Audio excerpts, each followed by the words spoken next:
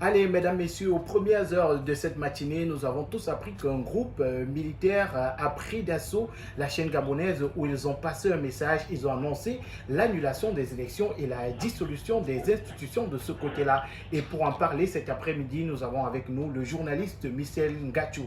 Bonsoir Michel, comment tu vas? Je vais bien, bonsoir à tout le monde, bonsoir à vos auditeurs. Alors Michel, avec toi on parle de cette situation qui est assez préoccupante du côté du Gabon. Tu as certainement eu l'information. Naturellement, comme bon nombre d'Africains, comme bon nombre de citoyens du monde aussi, nous avions eu à la première heure ce matin l'information selon laquelle le gouvernement gabonais est quasiment tombé entre les mains des militaires aujourd'hui qui ont choisi de faire entendre leur voix. Une situation, va-t-on dire, malheureuse quand même, mais une situation qui interpelle plus d'un sur un certain nombre d'analyses à faire et le regard des Africains reste pointé d'une manière ou d'une autre sur ce qui va en être issu de cette situation très critique du point de vue politique aujourd'hui au Gabon. Alors, il faut dire que cette information-là tombe à quelques heures seulement de la proclamation des résultats du côté du Gabon où Ali Bongo a été réélu à plus de 64%. Son second, son rival Albert Ondoasso, il vient avec un peu plus de 30% à ces élections-là. Les élections qui sont contestées du côté du Gabon, Michel. Oui, mais comme tout le monde d'ailleurs, on le sait, la situation au Gabon est une situation vachement malheureuse. C'est vrai qu'on parlera du climat politique délétère qui prévaut en ce moment sur le continent africain, dans pas mal de pays, notamment placés sous la coupole de la France aujourd'hui. Pour le cas du Gabon, oui, depuis samedi dernier, tout le monde le sait, qu'il y a eu des élections triplées au Gabon et qu'au sorti de ces élections, le Gabon a choisi à travers la voix de son ministère de la Communication de faire savoir que Internet était coupé dans le pays et qu'il y avait un couvre-feu qui était initié entre 19h et 6h du matin. Les raisons qui ont été évoquées sont les raisons que tout le monde peut bien connaître. Il faut déjà souligner dans un premier temps que, comment dire ça, que le parti du président Ali Bongo Ondimba tenait les manivelles de toutes les arcanes de la politique gabonaise aujourd'hui, notamment tous les segments, je vais dire également toutes les infiltrations, si on peut le dire ainsi, de l'appareil gouvernemental au niveau du Gabon.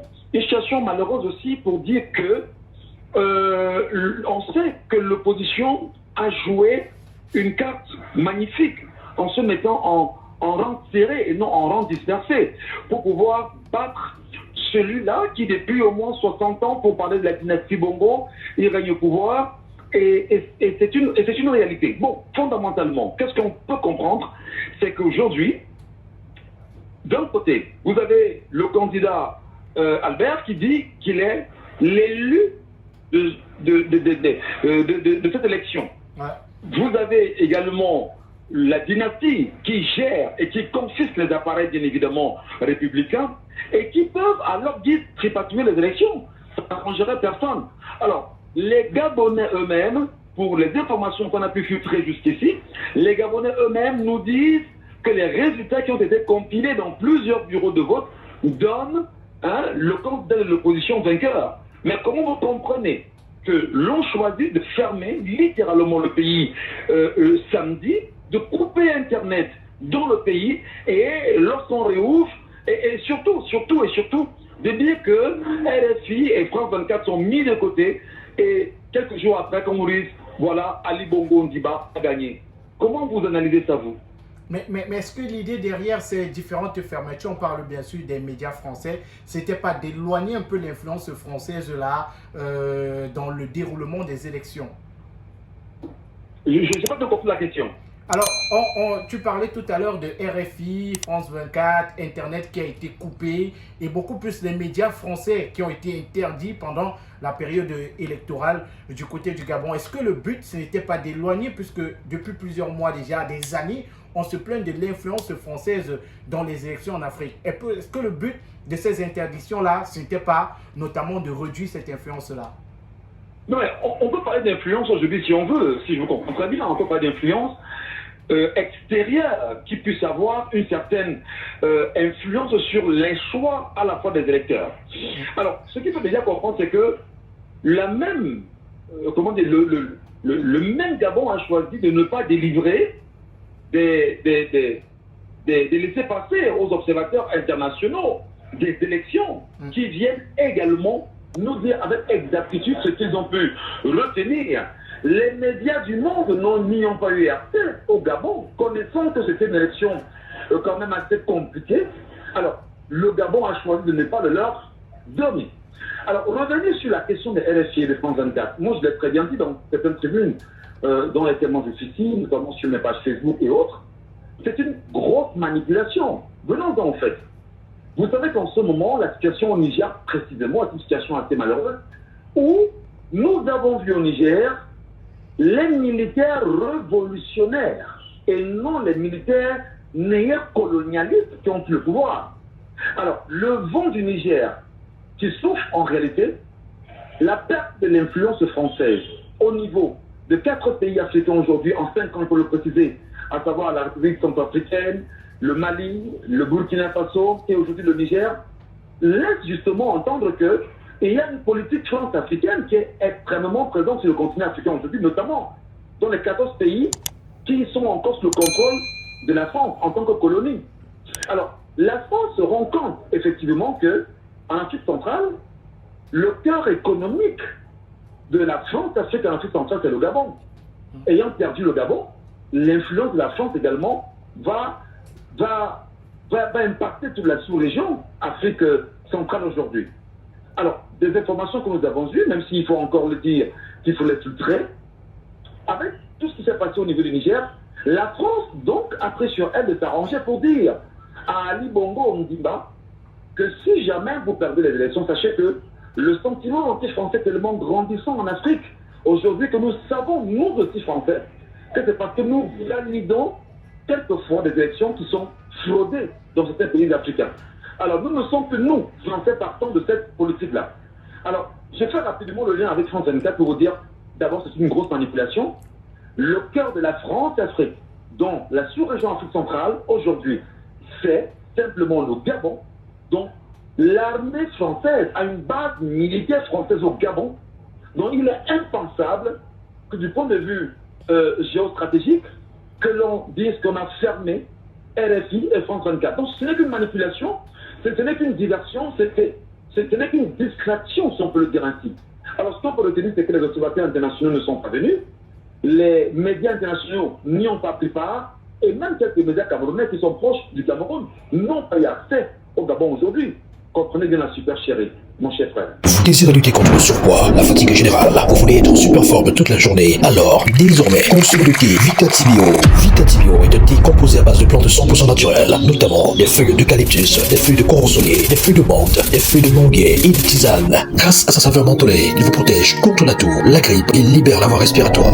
Vitatibio, c'est un thé à la fois thérapeutique, digestif, relaxant, appétissant et aussi amincissant. Vitatibio, c'est le thé à consommer toute urgence si vous souffrez de mal de nerfs, crampes, fatigue générale, douleurs articulaires et musculaires. Vitatibio, c'est le nouveau produit des laboratoires Vita Nature. Contact plus 237 690 351 127 et le plus 237 651 414 381. Vitatibio, la solution à vos problèmes de santé, c'est dans la nature. Alors, et tout à l'heure, tu parlais de ces pays-là où l'armée révolutionnaire a pris le pouvoir. Tu as cité le Mali, le Burkina Faso. On parlait un peu de la Guinée et tout récemment encore le Niger. Il faut dire qu'on accuse un peu la Russie d'être derrière ces coups d'État-là qui ont eu lieu dans ces pays. Est-ce qu'il pourrait avoir la main de la Russie derrière le coup d'État au Gabon aujourd'hui? Mais chacun est libre de faire son interprétation, mon cher frère. Chacun est libre de faire son interprétation. Que la Russie soit derrière ou pas, on vous demandera en même temps que lorsqu'Alassane Draman Ouattara prenait le coup d'État en 2010, enfin prenait le pouvoir en 2010 en Côte d'Ivoire, est-ce que l'armée française n'était pas là? Est-ce que l'ONUCI n'était pas là pour l'aider bien sûr à prendre ce pouvoir? Il faut qu'on soit d'accord, il faut qu'on soit cohérent quand même. Alors, je vais faire un petit rectificatif sur la question du coup d'État qu'on vient d'avoir, ou bien qu'on a eu il y a quelques mois déjà aux côtés de la Guinée. La Guinée n'a pas un coup d'État, n'a pas connu un coup d'État révolutionnaire. Non. La Guinée est encore dans le schéma d'un coup d'État. Je pèse mes mots quand je le dis, même s'il faudrait que je les mette entre guillemets. La Guinée est dans un coup d'État purement néocolonialiste. J'en viens pour la preuve. Je vous présente la preuve qui est simple. Lorsque la Guinée s'est fait ressentir, ayant appris qu'il devait avoir des attaques sur le Niger, la Guinée a fait une sortie. Mais depuis lors, on n'entend plus cette Guinée. Depuis lors, on ne sait pas où est passée la Guinée. Et on se demande effectivement, est-ce que Doumbouya était là pour un jeu bien pensé, juste faire une belle figuration, laisser croire qu'il est proche, bien évidemment, du peuple nigérien aujourd'hui? Non. Alors, pour devenir la question, effectivement, est-ce que c'est pas la main russe qui est derrière? C'est vrai, toutes les supputations vont bon train. Et on est tenté de croire que la Russie est derrière. Pourquoi? Déjà, on a eu, dans ces pays que vous avez cités, notamment le Mali, le Burkina Faso, le Niger aujourd'hui, lorsqu'il y a eu des coups d'État, les populations ont brandi le drapeau russe. Et c'est une situation qui est peut-être malheureuse et qui choque plein d'Africains. Plein d'Africains qui sont dans une logique où ils voudraient absolument que ce soit l'Afrique qui gagne et non une Russie qui vient recoloniser d'une certaine manière le continent africain aujourd'hui ou certains pays du continent africain.